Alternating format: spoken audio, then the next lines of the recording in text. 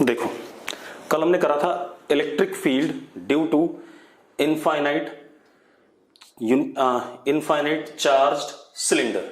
ठीक है, इतनी बात। इलेक्ट्रिक फील्ड उसकी वजह से बताया था। अब हम क्या करते हैं, electric field due to uniformly charged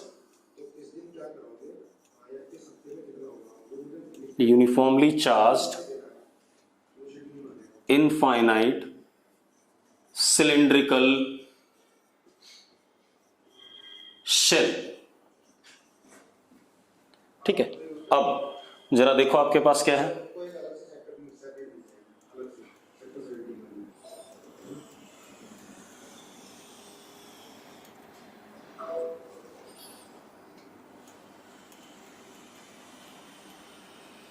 ये हमारे पास एक सिलिंड्रिकल शेल है, इनफाइनाइट मतलब ऊपर खत्म ही नहीं होगा कहीं भी।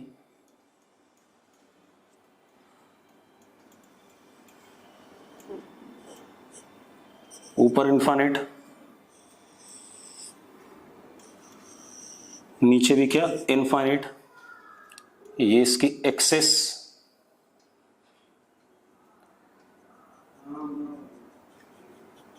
इस सिलिंड्रिकल शेल का रेडियस कितना, आर।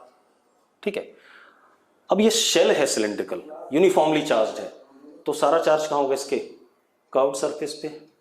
और कैसा है, यूनिफॉर्मली, मतलब इसके आउटर सरफेस पे चार्ज कर्व्ड सरफेस पे यूनिफॉर्मली डिस्ट्रीब्यूटेड है।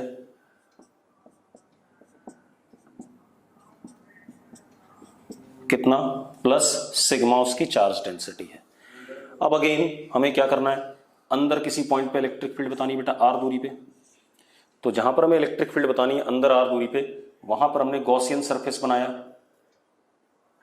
गॉसियन सरफेस हमने क्या लिया, सिलिंड्रिकल ले लिया, एल लेंथ का, रेडियस स्मॉल आर। अब अगर हम गॉस लॉ लगाएं इसमें, तो हमारे पास क्या है, if r less than capital R, और हम गॉस लॉ लगा रहे हैं, तो E dot ds is equal to q enclose upon epsilon not.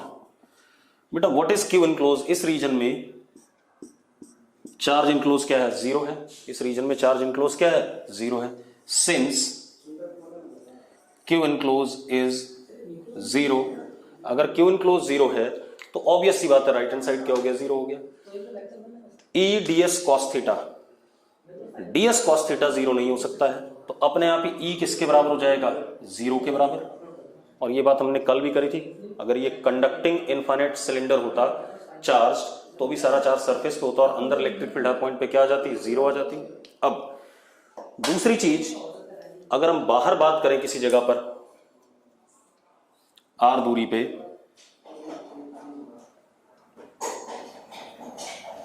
तो इसके लिए भी हमने क्या बना दिया, एक सिलेंडर बना दिया, गॉसियन सरफेस। कैसा बना दिया हमने, सिलिंड्रिकल गॉसियन सरफेस बना लिया।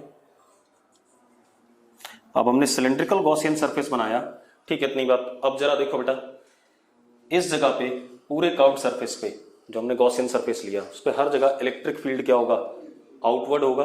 ठीक है, इतनी बात। तो E ऐसे, ये हमारे पास क्या, ds। ठीक है, इतनी बात।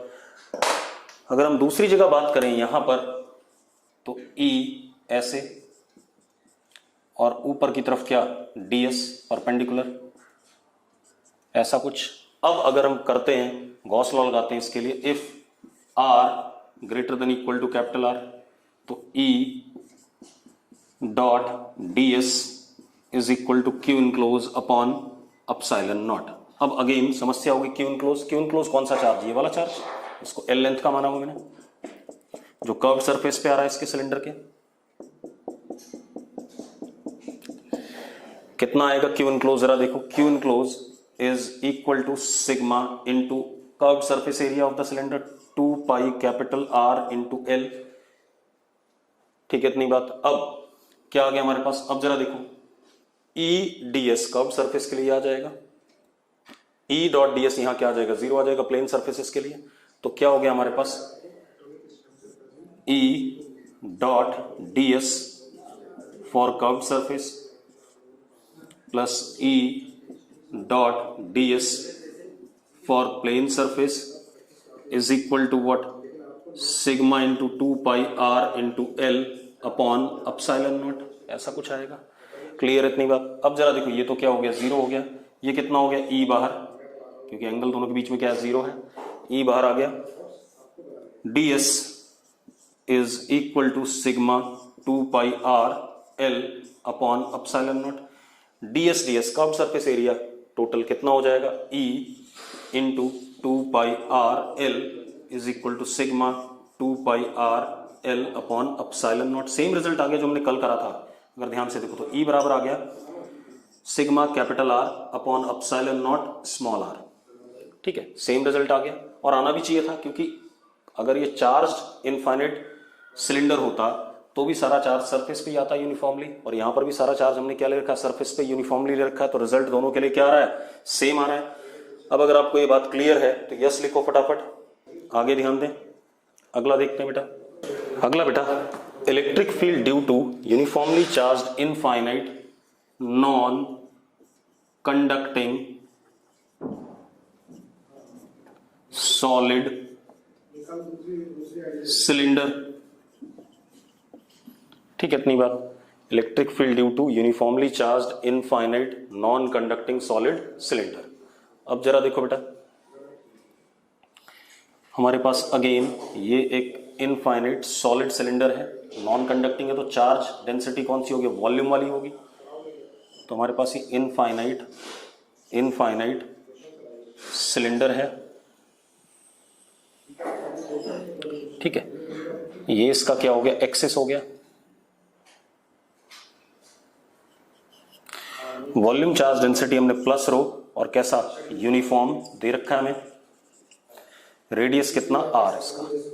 अब मुझे एक बार इलेक्ट्रिक फील्ड अंदर बतानी है r दूरी पर, और एक बार इलेक्ट्रिक फील्ड बाहर बतानी है r दूरी पर। ये कहानी है हमारे पास।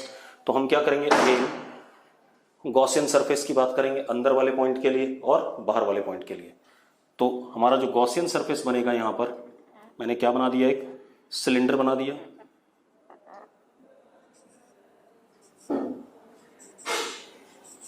ये Gaussian surface cylinder of length L। अब अगर हम यहां पर इलेक्ट्रिक फील्ड देखें तो ये कितना, E, और ये हमारा क्या, ds वेक्टर। यहां पर अगर देखें तो E प्लेन सरफेस पे और ds वेक्टर कैसा, ऊपर। अब पहले मैं अंदर इस पॉइंट पर इलेक्ट्रिक फील्ड की बात करूं तो कितना हो गया, पहला if r less than equal to capital R। ठीक है, इतनी बात। तो जरा देख लेते हैं क्या आ गया, E dot ds is equal to Q enclose upon epsilon naught. अब जरा देखो Q इनक्लोज कौन सा, ये वाला चार्ज जो इसके अंदर आ रहा है, ये Q इनक्लोज होगा कि नहीं होगा हमारा। तो कितना हो गया बेटा Q इनक्लोज, जरा देखो, Q enclose is volume charge density into volume of this Gaussian surface, क्योंकि इसी के अंदर वाला चार्ज देखना है हमें। तो कितना हो गया, वॉल्यूम कितना सिलेंडर का, पाई r स्क्वायर इंटू एल। ठीक है, ये Q इनक्लोज आ गया। अब इधर लिख लेते हैं E dot ds for curved surface plus E dot ds for plane surface is equal to Q enclose rho pi r square l upon epsilon naught. अब जरा देखो E dot ds plane surface वाला क्या हो जाएगा, zero. ये तो zero हो जाएगा। यहां पर क्या हो जाएगा, E बाहर, क्योंकि r दूरी पे हर जगह कर्व्ड सरफेस पे इलेक्ट्रिक फील्ड का मैग्नीट्यूड क्या होगा, सेम होगा। तो E integration ds curved surface is equal to rho pi r square l upon epsilon naught. अब ds क्या हो जाएगा, कर्व्ड सरफेस का एरिया। तो क्या आ गया, E into 2 pi r l is equal to rho pi r square l upon epsilon naught. अब जरा देखो, पाई से पाई कट गया, r से एक r कट गया, l से आपका l कट गया। ठीक है, इतनी बात। तो E comes out to be rho small r upon 2 epsilon naught. हमने पहले भी डिराइव करा था इसे। आगे बिल्कुल कि नहीं आगे, क्लियर है। अब इसके बाद हमें, अगर आपको क्लियर है तो चैट बॉक्स में यस लिख दो फटाफट। अब देखो बेटा, अब इसके बाद हमारे पास क्या है, ये चलेगा तो ये चलेगा।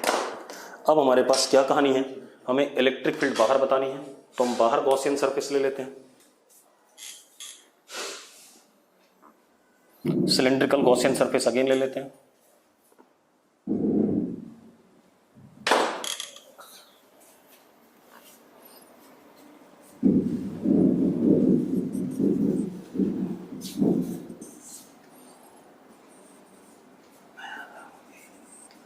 सिलेंड्रिकल गॉसियन सरफेस हमने बाहर ले लिया। अगेन वही कहानी करनी है हमें इस जगह पर E ऐसा होगा, कर्व्ड सरफेस पे हर जगह मैग्नीट्यूड फिक्स और रेडियली आउटवर्ड, ये हमारा ds,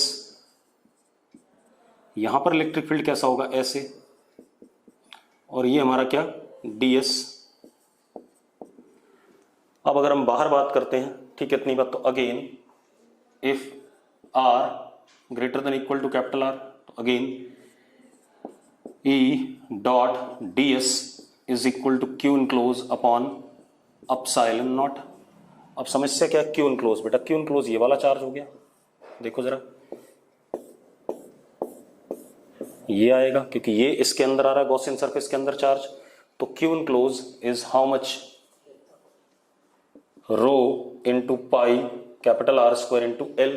अगर हमने इसकी लेंथ क्या मान ली है, L मान ली है, कोई दिक्कत है इसमें, मेरे ख्याल से कोई इशू नहीं है। अब हम क्या करें, लिखें इसे E dot ds for curved surface plus E dot ds for plane surface is equal to rho pi R square L upon epsilon not.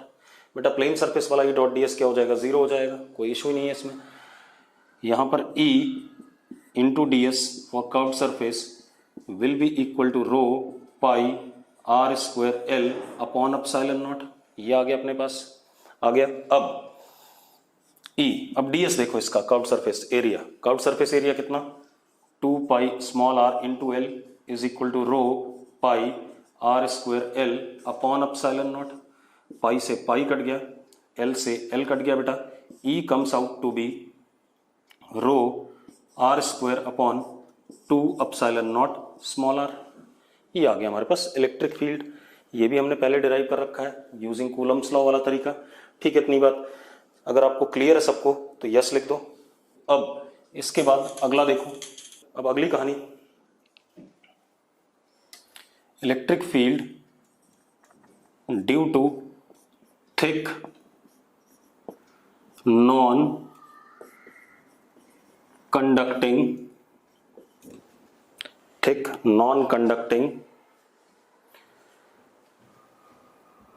uniformly charged infinite sheet, ये भी करा हुआ है हमने पहले, ठीक है, इतनी बात। क्या कहानी थी, एक हमारे पास ये thick non conducting uniformly charge sheet है, तो इसके अंदर चार्ज है, इधर इन्फिनिटी, इधर इन्फिनिटी, आपके सामने इन्फिनिटी और अंदर की तरफ इन्फिनिटी। मतलब आप ऐसे मान लो कि मेरे पास ये एक शीट है, सामने इन्फिनिटी, पीछे इन्फिनिटी, इधर इन्फिनिटी, इधर इन्फिनिटी, इसकी थिकनेस ये रही, ठीक है, इतनी बात। अब नॉन कंडक्टिंग है, सॉलिड है, तो जो चार्ज डेंसिटी होगी इसके अंदर वो क्या होगी, प्लस रो, और इसकी थिकनेस कितनी दे दी मुझे, मान लो ये थिकनेस है हमारी T। अब मुझे इलेक्ट्रिक फील्ड किसी भी पॉइंट पे अंदर बताना है और किसी भी पॉइंट पे बाहर बताना है, ठीक है, इतनी बात। तो मैंने क्या करा, सबसे पहले इस शीट का प्लेन ऑफ सिमेट्री लिया, प्लेन ऑफ सिमेट्री मतलब आधी शीट ऊपर आधी शीट नीचे, ऐसी मान लिया मैंने प्लेन ऑफ सिमेट्री, ठीक है। अब जरा मजेदार बात देखो, मुझे यहां बताना है at what distance, x distance from the plane of symmetry, ठीक है। अब आप एक चीज देखो, यहां पर मैं गॉसियन सरफेस ले रहा हूं, गॉसियन सरफेस में ले लेता हूं एक क्यूबॉइड,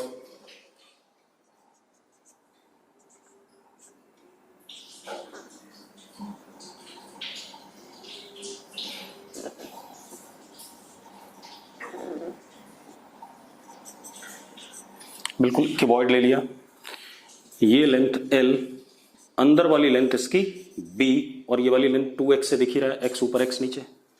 ठीक है, अब अगर मैं इलेक्ट्रिक फील्ड की बात करूं, क्योंकि इसको मैं क्या मान सकता हूं, अगर ये थिक शीट है इनफाइनाइट, तो बहुत पतली पतली बहुत सारी शीट्स हो सकती हैं, और हमें पता है थिन नॉन कंडक्टिंग शीट की वजह से इलेक्ट्रिक फील्ड शीट के क्या होता है, परपेंडिकुलर होता है। अगर पॉजिटिव है तो अवे, नेगेटिव है तो टुवर्ड्स। तो ये अगर पतली पतली बहुत सारी शीट्स हैं तो इनकी वजह से इलेक्ट्रिक फील्ड क्या होगा, अवे होगा, क्योंकि पॉजिटिव रखा हमने प्लस रो, अवे होगा। ठीक है, इतनी बात।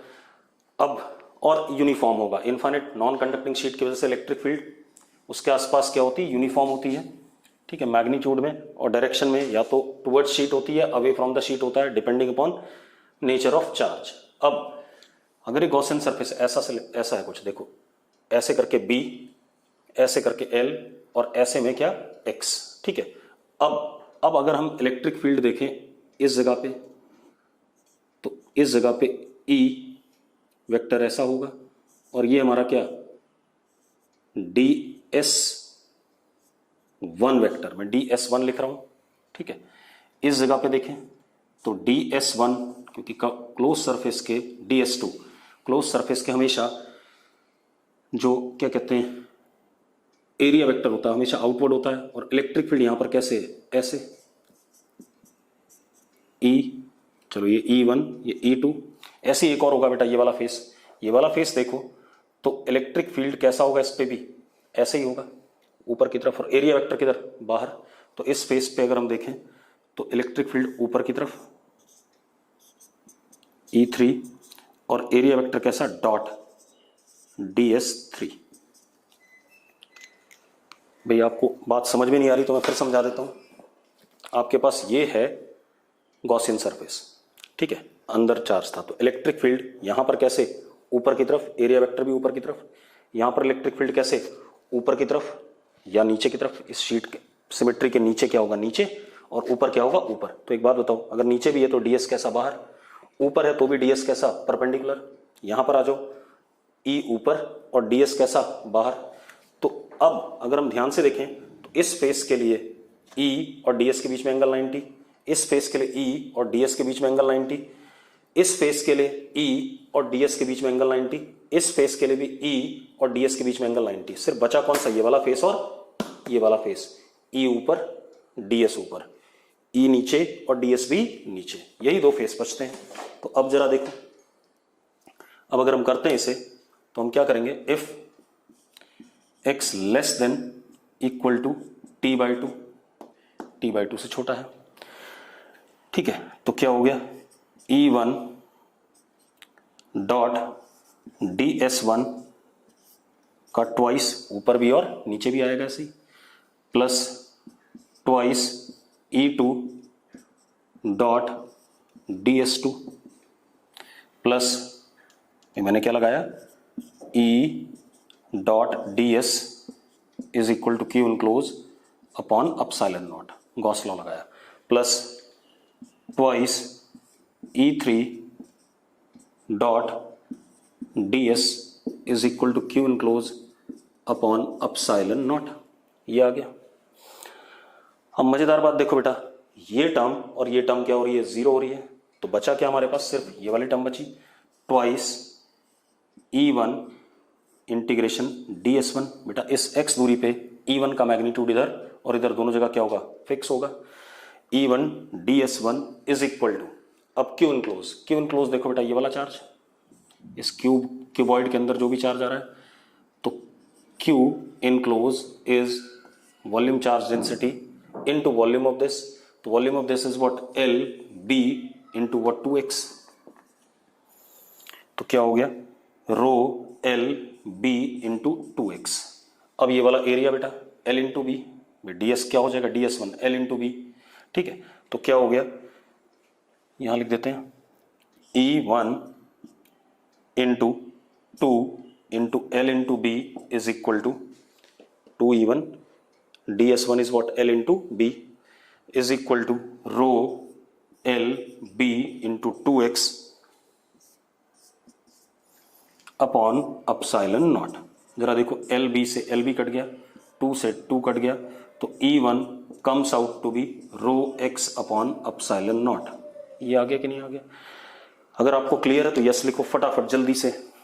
चलो अब बाहर देखते हैं बेटा। अब बाहर वाले पॉइंट के लिए अगर हम बात करें, सपोज यहां पर, तो मैंने यहां पर एक गॉसियन सरफेस बना दिया,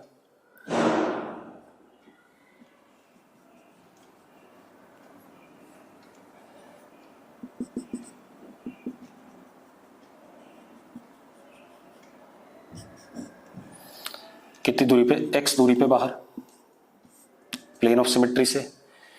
ये लेंथ l ले ली, अंदर वाली क्या ले ली? b ले ली।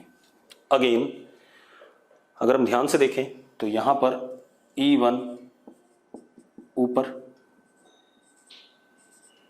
DS1 भी ऊपर, बाकी इस फेस पे, इस फेस पे, इस फेस पे और अंदर वाले फेस पे E और क्या कहते हैं DS के बीच में एंगल क्या होगा? 90 डिग्री होगा। ठीक है, इतनी बात तो उसको बना नहीं रहा हूं मैं बार बार। ठीक है, तो अब क्या कहानी हमारे पास? If x is greater than equal to t/2 then Gauss law लगा देते हैं, E dot ds is equal to q enclose upon epsilon nought. सबसे पहले q इनक्लोज की बात करें, q इनक्लोज ये वाला चार्ज हो गया, सिर्फ इतना सा क्योंकि यहीं पे चार्ज है, तो q इनक्लोज कितना हो गया इस वाले के लिए? रो, जरा देखो ये लेंथ कितनी l और अंदर कितनी b, तो base area l into B, और हाइट इज वॉट? t, क्योंकि इसी के अंदर चार्ज है, हाइट इज वॉट? t। ये आ गया हमारे पास। अब बाकी सबका जीरो है, सिर्फ इसी को लेंगे तो क्या हो जाएगा? E1 इंटीग्रेशन ds, बाकी सब फेसेस के लिए क्या हो जाएगा? जीरो हो जाएगा, is equal to rho l b t upon epsilon naught. What is ds1? l into B, तो E1 l into B is equal to rho l b t upon epsilon naught, यानी कि E comes out to be rho t upon epsilon naught. एक मजेदार बात देखो, बाहर electric field क्या हो गई? कांस्टेंट हो गई, डिस्टेंस पे डिपेंड नहीं कर रही है, अंदर डिपेंड कर रही है रो एक्स अपॉन एप्सिलॉन नॉट पे। क्लियर है? अगर क्लियर है तो यस लिखो चैट बॉक्स में फटाफट। अब एक मजेदार बात देखो, रुक जाओ, हो गया, बहुत हो गया। एक मजेदार बात यह है कि भाई अभी तक मैंने जो भी इलेक्ट्रिक फील्ड निकलवाई आपको गॉस लॉ से, वो सारी यूनिफॉर्म चार्ज डेंसिटी वालों की वजह से निकलवाई। अगर नॉन यूनिफॉर्म वाले की वजह से कोई सवाल आता है तो हम उसको कैसे अप्रोच करेंगे, ठीक है, इतनी बात। तो वो भी मैं एक आधा सवाल आपको करा दूंगा, अभी नहीं कराऊंगा, बाद में कराऊंगा। अब थोड़ी सी और बात कर लेते हैं बेटा। अब देखो, मिटा दें इसे और सवाल देखते हैं बेटा। गॉस लॉ पे कुछ हमारे पास एक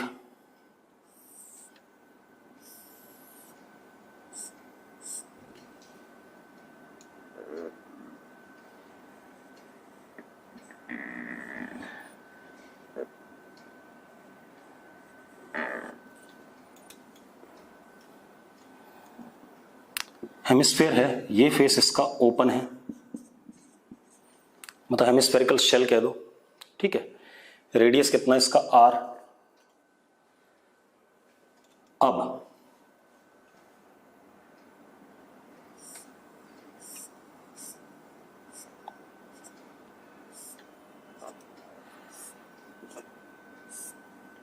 this hemispherical body is placed in uniform electric field and E is perpendicular to क्या कहते हैं, this area। अगर ये एरिया हमारा क्या है? A है, ठीक है, इतनी बात, परपेंडिकुलर टू A वेक्टर, ठीक है, हालांकि ओपन है, ठीक। अब मुझे क्या बताना है? Find flux through curved surface of hemisphere, curved surface of hemisphere. अब मेरी बात सुनो बेटा, दो तरीके हैं इसको करने के, एक प्रॉपर तरीका और एक क्या कहते हैं थोड़ा सा लॉजिकल तरीका, ठीक है, एक प्रॉपर तरीका लेंगे, एक लॉजिकल तरीका। चलो, इलेक्ट्रिक फील्ड यूनिफॉर्म है, मतलब इलेक्ट्रिक फील्ड का मैग्नीट्यूड हर जगह क्या है, सेम है। तो अगर हम ऐसे देखें, इस जगह पे ई वेक्टर ऐसा है और ये हमारा क्या हो गया, डीएस वेक्टर। ई डॉट डीएस यहां पर, फिर यहां पर, यहां पर, यहां पर, यहां पर, सब जगह ई डॉट डीएस करेंगे तो हमें क्या मिलेगा, क्या मिल जाएगा बेटा, क्या कहते हैं, टोटल फ्लक्स थ्रू दिस, ठीक है। अब मजेदार बात देखो, ये एंगल कितना, थीटा, ठीक है। तो phi is equal to integration E dot DS through curved surface, यही आने वाला है।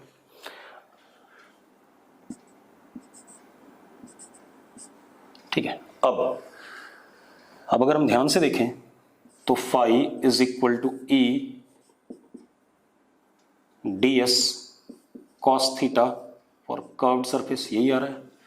अब आप एक चीज देखो, अगर आपके पास ये डीएस था, ध्यान से देखना,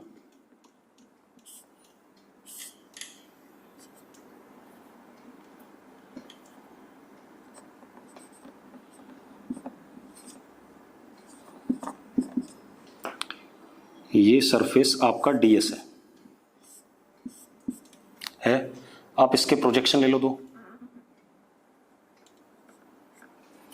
ये एंगल थीटा, तो ये 90 माइनस थीटा, तो ये 90 माइनस थीटा, तो ये कितना, थीटा। अब ये एरिया कितना है, डीएस है, इसका प्रोजेक्शन अगर मैं यहां देखूं तो ये वाला एरिया आ रहा है कि नहीं आ रहा है,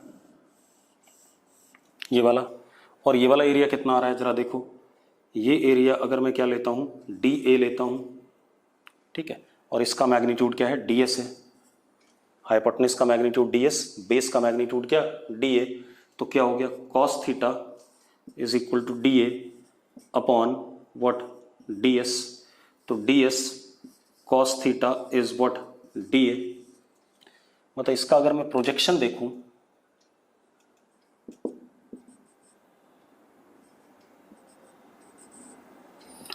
इस जगह पे ऐसे सर्कल बनेगा कि नहीं बनेगा, ठीक है। तो DS cos theta is this DA area. आप ऐसे समझ लो दोबारा से, अगर मेरे पास ये मोबाइल है, ठीक है, इतनी बात, ये डीएस है, ठीक। अब इस सन मान लो उस साइड से, तो इसका जो प्रोजेक्शन आएगा यहां पर, इसका जो प्रोजेक्शन आएगा, सन सामने है, इसका प्रोजेक्शन ये वाला आ जाएगा, और ये कितना हो गया, डीएस कॉस थीटा हो गया। डीएस कॉस थीटा मतलब क्या हो गया, डीए, ठीक है। इसी तरीके से अगर आप ऐसे देख लें, यहां पर देख लें बेटा, इलेक्ट्रिक फील्ड मान लो ये है,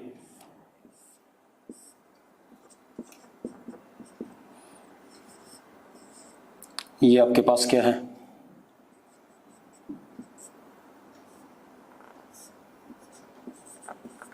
डीएस है, ये आपका क्या है, थीटा। तो आपके पास यहां पर ये छोटा सा क्या आ जाएगा, डीए, यहां बन गया, ये आपका क्या हो गया, डीए, ठीक है, इतनी बात। तो DS cos theta can be written as what, DA, projection on plane surface this one, तो क्या हो गया, phi is equal to E into what, D A. और बेटा ई यूनिफॉर्म है या नहीं है, ई तो हमने क्या लिया हुआ है, यूनिफॉर्म लिया हुआ है। अगर हमने ई यूनिफॉर्म लिया हुआ है तो फाई ई बाहर, अंदर क्या, D A, D A, D A, सारे डी ए जब सम हो जाएंगे, सारा प्रोजेक्शन सम हो जाएगा तो किसके बराबर आएगा, ये वाला पूरा का पूरा क्या, flat surface area. And flat surface area कितना है, पाई आर स्क्वायर। तो फ्लक्स थ्रू कर्व्ड सरफेस क्या आ जाएगा, E into pi R square. एक तरीका तो ये हो गया बेटा इसको सॉल्व करने का, जो प्रॉपर तरीका है। अगर आपको समझ में आ गया तो यस लिखो। अब इसी सवाल को दूसरे तरीके से करते हैं बेटा, मिटा दूं इसे। ये तो एक मेथड हो गया करने का प्रॉपर। दूसरा मेथड,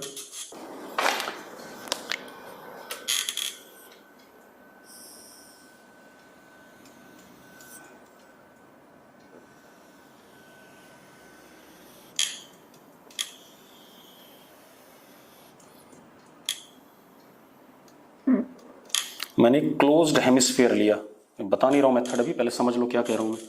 क्लोज्ड हेमिस्फीयर, ठीक है, इतनी बात, मतलब इधर से भी बंद है और ये कर्व्ड सरफेस है, ये भी बंद है। क्लोज्ड हेमिस्फीयर, और किस में रख दिया इसे, ई इज व्हाट? यूनिफॉर्म। अब आप एक मजेदार बात देखो, ई यूनिफॉर्म है, ये लाइन ऐसे एंटर करती है और ये लाइन ऐसे करके क्या कर गई? बाहर निकल गई। ऐसे ही यहां पर भी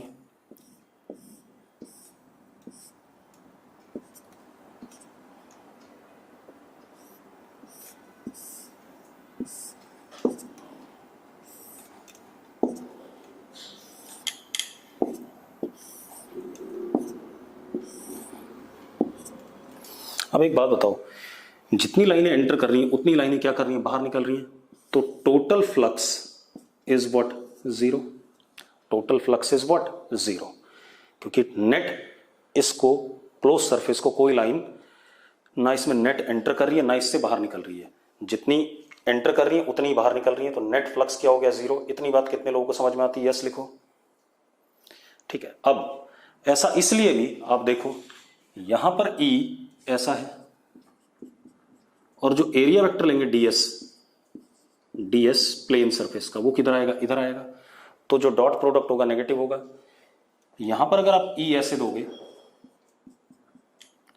और जो उसका एरिया वेक्टर आएगा वो ऐसा आ जाएगा डीएस कर्व्ड सरफेस का। ठीक है, इतनी बात। तो इसमें एंगल क्या आ रहा है? अक्यूट आ रहा है, तो ये पॉजिटिव हो जाएगा, ये पॉजिटिव और ये नेगेटिव एक दूसरे को कैंसिल करके क्या आ जाएगा? जीरो आ जाएगा। ठीक है, इतनी बात क्लियर है।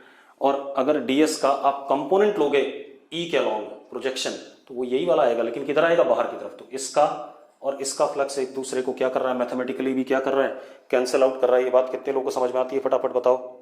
सीएस वाला भी पीछे आ सकता है। सीएस वाली इलेक्ट्रिक फील्ड कैसे पीछे आ सकती? कौन बोला भैया?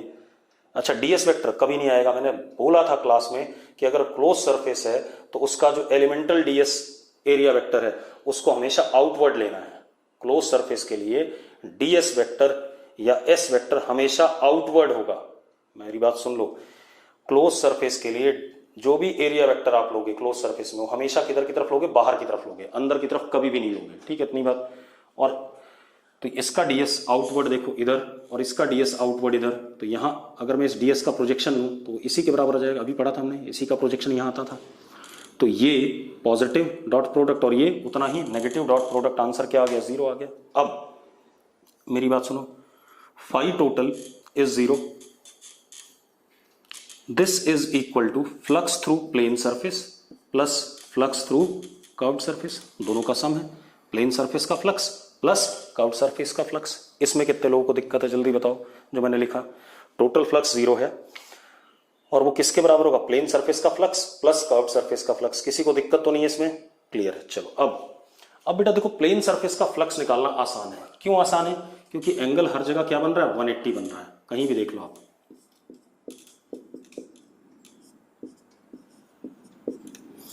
तो zero is equal to E dot DS plane surface plus flux through curved surface मुझे निकालना है। अब ई यूनिफॉर्म है और एंगल ई और डीएस के बीच में हर जगह क्या? 180 है। तो हम क्या कह सकते हैं? Zero is equal to minus E uniform है, बाहर आ गया, E into DS plane surface plus flux through curved surface. अब एक बात बताओ, DS DS DS DS DS सारे डीएस का सम जो प्लेन सरफेस पे आएगा कितना आ जाएगा? पाई आर स्क्वायर आ जाएगा। तो zero is equal to minus E pi R square plus flux through curved surface. तो flux through curved surface is E pi R square. आगे कि नहीं आ गया? यस और नो? अगर यस है तो यस लिखो। ठीक है, सबको क्लियर है? अब आगे बात करते हैं, एक और क्वेश्चन देखते हैं बढ़िया सा, मिटा दें इसे। अब इसके बाद अब आते हैं हम किस पे? ये तो हो गया इलेक्ट्रिक फ्लक्स थ्रू क्या कहते हैं? Curved surface of hemisphere. एक और सवाल लेते हैं। यहां पर हमारे पास प्लस Q1 चार्ज है और यहां पर माइनस Q2 चार्ज है। बेटा हमने पढ़ा हुआ है, इससे कितनी लाइनें निकलती हैं? Q1 अपॉन अपसाइलन नॉट, और इस पे कितनी खत्म होती है? Q2 upon epsilon not.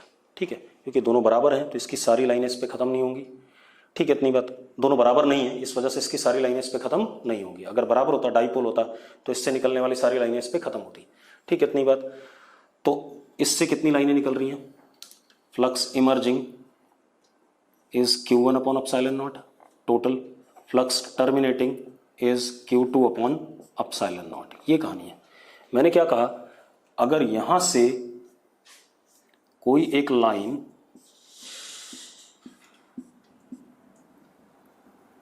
Electric field line निकलती है जिसका टेंजेंशियल एंगल अल्फा है, और वही लाइन जब यहां पे टर्मिनेट करती है तो उसका एंगल ऑफ डिप्रेशन बीटा है। ठीक है, इतनी बात। यहां से कोई लाइन अल्फा एंगल पे निकली और वहां पर जब टर्मिनेट हुई तो कितने पे टर्मिनेट हुई? बीटा एंगल पे। Then find mod of Q1 upon mod of Q2।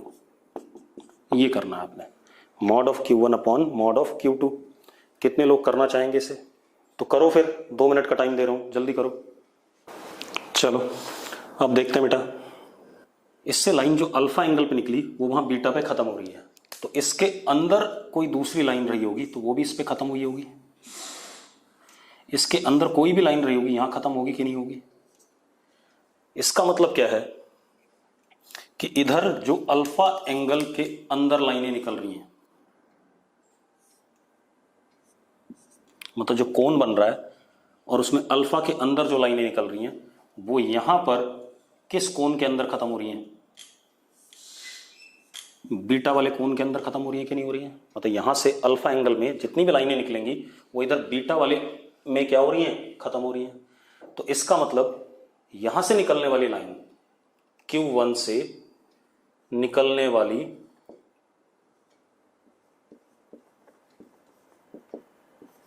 Lines with in cone of semi vertical angle alpha terminate on Q2 within cone of semi vertical angle beta. मतलब दोनों में इससे निकलने वाली lines और इसमें खत्म होने वाली लाइंस का मैग्नीट्यूड क्या है? सेम है। तो अब जरा देखो, अगर सेमी वर्टिकल एंगल अल्फा है, चार्ज का मैग्नीट्यूड Q1 है, तो कितनी लाइंस निकल रही होंगी? हमने पढ़ा है 4 पाई सॉलिड एंगल के लिए कोई भी charge Q upon epsilon not lines निकालता है। 1 स्टेरेडियन के लिए Q upon 4 pi epsilon not. Omega solid angle के लिए 10वीं बार हो गई बात, 4 pi epsilon not into omega. And हमें एक बात पता है, ओमेगा अगर सेमी वर्टिकल एंगल के हिसाब से देखें तो Q upon 4 pi epsilon naught कितना होता है? 2 pi 1 minus cos theta, where theta is semi vertical angle. किसके बराबर हो गया? Q upon 2 epsilon naught 1 minus cos theta. तो अब इससे अल्फा एंगल पे लाइन निकल रही है, तो कितना हो गया? Q1 upon 2 epsilon naught 1 minus cos alpha. इससे इतनी लाइनें निकली और ये सारी इस पे खत्म हुई, जो अल्फा के अंदर से निकल रही हैं इस पे सारी खत्म हुई। तो इधर जो खत्म होने वाली है Q2 upon 2 epsilon naught 1 minus cos beta. 2 epsilon naught 2 epsilon naught cut गया। Q1 upon Q2 is equal to 1 minus cos beta upon 1 minus cos alpha. It can be also written as 2 sine square beta by 2, 2 sine square alpha by 2, तो 2 से 2 cut गया, sine square beta by 2 upon sine square alpha by 2। कितने लोगों को ये सवाल clear है? Yes लिखो फटाफट। अगला क्वेश्चन क्या है बेटा हमारे पास, ध्यान दो। हमारे पास कोई करंट कैरिंग वायर है,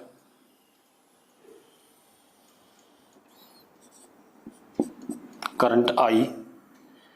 करंट कैरिंग वायर कंडक्टिंग होनी चाहिए, आपको पता है, तभी करंट उसमें फ्लो करता है। इसके अराउंड हमने एक गॉसियन सरफेस बना दिया, इस वायर को इनक्लोज करता हुआ एक ये क्लोज सरफेस है, क्लोज्ड गॉसियन सरफेस। आप मुझे बता दो flux through Gaussian surface, flux through Gaussian surface कितना होगा, जल्दी से बताओ answer. Flux through Gaussian surface लिखो, सही बात है। देखो एक मिनट मैं तुम्हें बता देता हूं, बहुत बड़े निकम्मे हो। 10th क्लास में पढ़ा था current carrying wire is electrically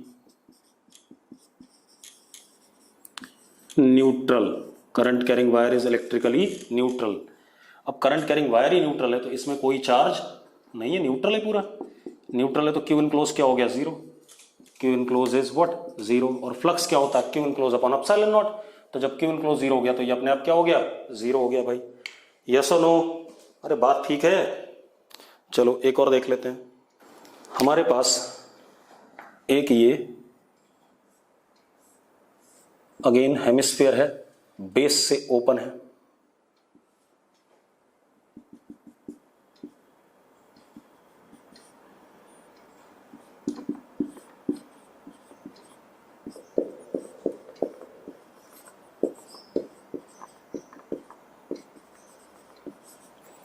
ठीक है, बेस से ओपन है।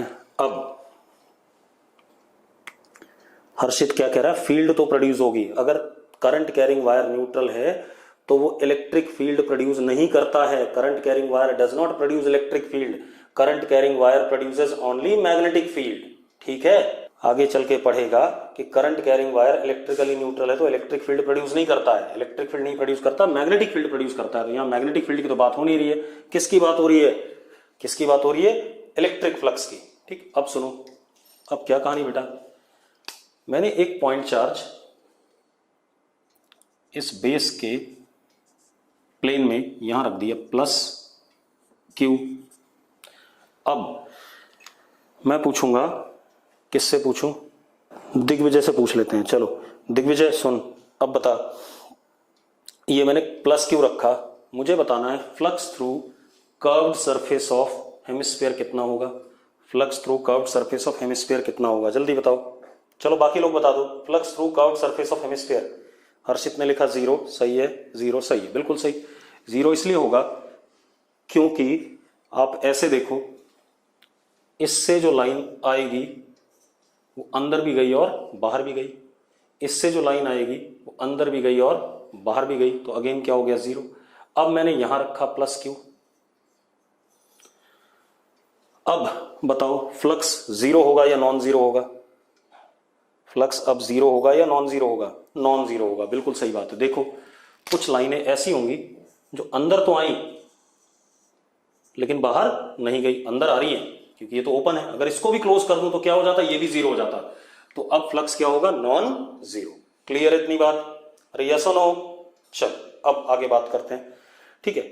चलो अब लेक्चर यहीं रोक रहे हैं, पिछला लेक्चर आप पूरा देख लो, ठीक। उसके बाद ये वाला लेक्चर मैं अपलोड कर दूंगा। अब हम काफी हद तक कर चुके हैं, बोर्ड का सिलेबस पूरा हो गया। अब हमें सिर्फ जेईई एडवांस के सिलेबस की बात करनी, जहां से जेईई एडवांस के क्वेश्चन आएंगे, तो वो वाला मुझे कराना है, ठीक है।